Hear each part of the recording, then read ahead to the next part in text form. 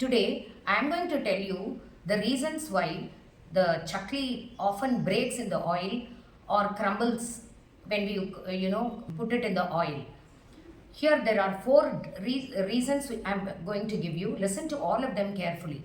Apart from this, if you have any other doubts, you can leave it in the comment section. We make sure we answer to all your questions. Reason number one, moisture. While mixing the atta or the rice atta or the moong dal atta for the chakli, it should be made sure that enough moisture should be present in the dough which you make. And adding a teaspoon of oil will also make it very soft and it acts as a binding agent for you for the chakli to not break in the oil.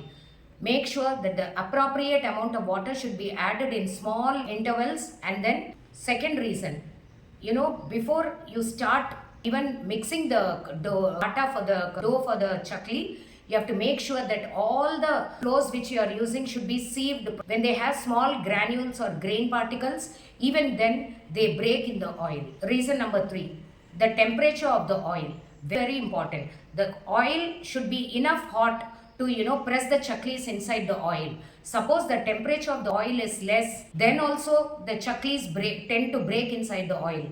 If the temperature is more, then also the chaklis break immediately in the oil. So we have to take care that first it has to reach the temperature, that is the oil should become hot, then simmer it and then start pressing the chaklis in the oil.